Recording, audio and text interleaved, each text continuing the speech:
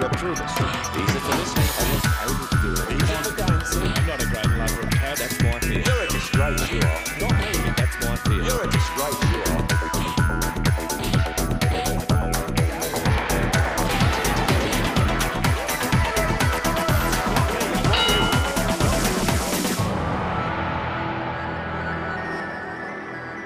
Hello and welcome to another edition of Shadowboxing. Today my guest is Janet Pettigrew. Janet, why Labour? Why not Liberal? Look, Labor is well and truly in my blood. My father's father, my grandfather, was very much involved in the independent Labor Party in Glasgow, and he was a campaign manager for a very influential MP called Jimmy Maxton. So that's in my blood. My aunt was one of the longest serving members of the Labor Party here in Western Australia. I think she was a member for about 70 odd years. It's in the DNA. It's in the DNA, so you're programmed to be a politician for Labour. How do you see your electorate and your person who is you have to challenge? Yeah. Who is the person you're challenging? Chris Hatton is the Liberal candidate. At the moment, Balcatta is held by Labor. John Kabelki is our current sitting member, and John has been a fantastic local member in and around that electorate for the last 24 years. And he's retiring now? He's retiring, that's right, so I'm standing in his place, and I've been told I have very big shoes to fill, and I can certainly believe that. John's been a fantastic mentor to me. He's a very decent politician. He's respected on both sides of the House. And can we say that Balcatta is a safe Labour seat? No, it's not. It always used to be. It used to be, Yes. but things have changed. The boundaries, as you know, change every 4 years. So we've, picked up bits of areas that aren't quite so traditionally Labor, but also the demographic has changed within that area. Became older demographically or younger? Well, it is an older electorate. It's got actually over 16% of the population in the Balcatta area is over 65, so it's one of the oldest, and as far as mean age goes, within the metropolitan area. Many people who've moved to Balcatta stay in Balcatta and the suburbs in that electorate, because it is a fantastic place to stay. But there's also been other subdivisions. How big is your electorate? How many voters you got? It's about 23,000 to 24,000 voters. Yeah, so that's about the same. Number. Oh, well, that's the same for most electorates. It's done on that population base. So what is the percentage you need to achieve to win? Well, we currently hold it by just over 2%. So obviously the Labor Party's intention is to make sure that we absolutely hold it. We're not going to give it up. We've held it. So it's a small margin there. It's a small margin, but it's look, there was an overall swing against the Labor Party of 6% at the last state election. What do you think, what was the reason for that swing? Oh, look, I think, we'd had 2 terms. We really shouldn't have lost it. I think pulling the election at the last second, which Alan Carpenter chose to do, certainly. Strategy? Yeah, look, Fired back a little bit? It didn't really work as well as we'd hoped, obviously, or as well as Alan had hoped.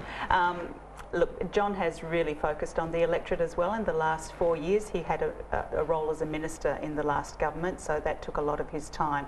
But he's always been very much a people person, and he's very, very well respected. And so my job is to make sure that I get out there and I meet as many people as I possibly can, and I'm door knocking and I'm on the phones, and I really want to show people that I'm going to be as good a representative as John has been for these last 24 years.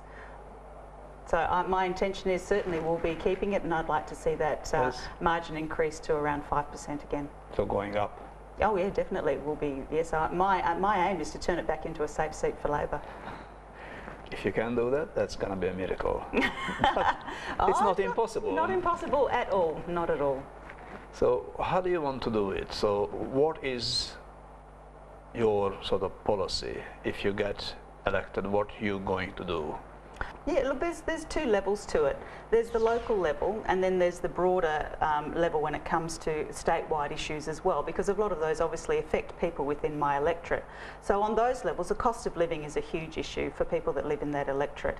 So we've got, increases to electricity. How can any politician change the cost of living of the people in their electorate? How can you do that? It's about the priorities of government spending. So if we just look at electricity, for example, as one example. Let's do that. Okay, 62% increase since the Barnett government in electricity. we recognise that there has to be cost reflectivity in the cost of electricity, that it was costing us more to produce than we were getting revenue back in.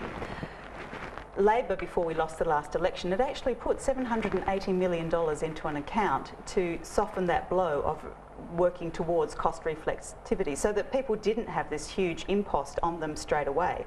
When we lost government, Barnett chose to have a different priority, so he took that money away, and that meant that the full brunt of these increases landed firmly on people's shoulders.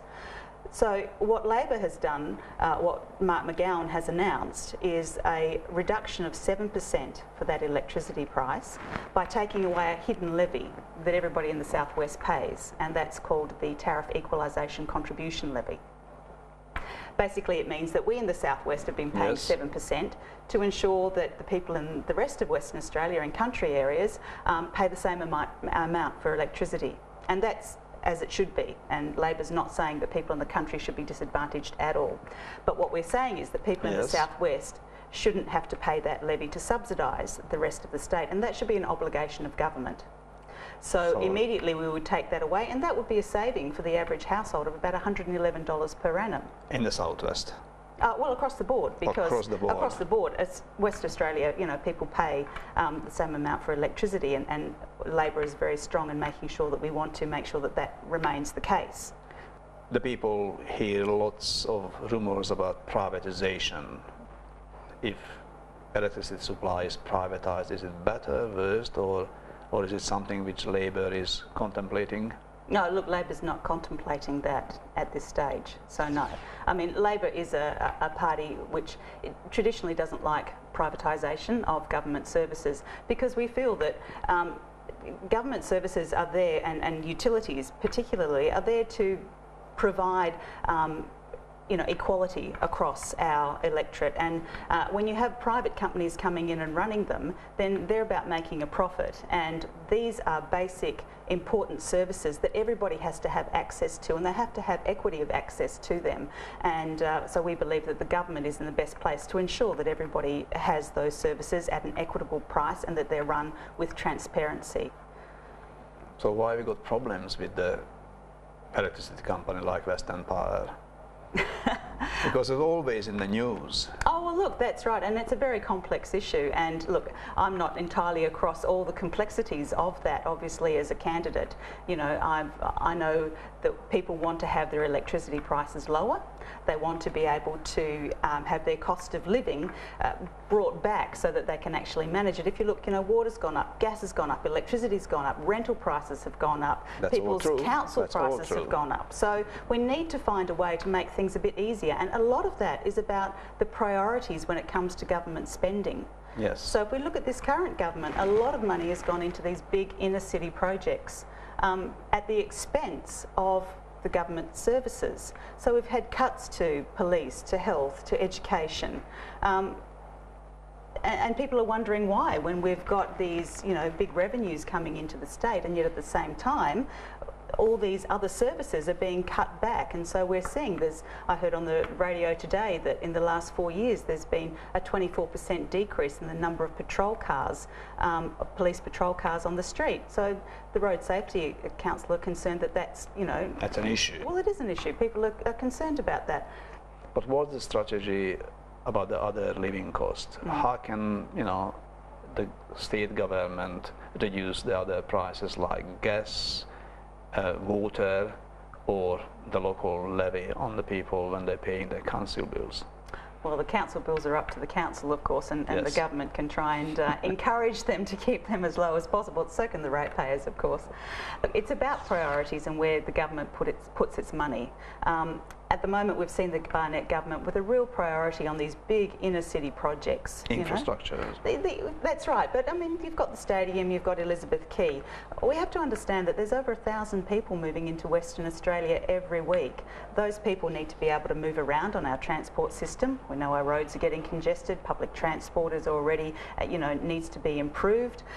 They need somewhere to live, they need affordable housing. So whilst these big projects you know, may seem to have some appeal, they're coming at the expense of where the infrastructure really is needed. And that is about trying to find affordable housing, about trying to improve our transport, it's about trying to strengthen our public service, because everybody needs health services, education, and of course we need to have a strong police force as well. So let's talk about some issues in Balcatta. Tell me, what do you see as a problem? Look, there's a number of issues across Balcatta, and that, look, a lot of them can be very localised, small issues that I'm working with the City of Stirling to work out. When I talk to people on the phone time and time again, people are concerned about hooning, you know, in local streets. It's upsetting, it's frightening, and of course it's dangerous as well. For the people in Balcatta, that's a big one. Another issue is Balcatta has an ageing population, and a lot of people have grown up in Balcatta. They've lived there for generations. Yes. It's very common to have grandparents living there, their children, then their children's children, and so on. When people leave, that, you know, move in there, they don't want to leave.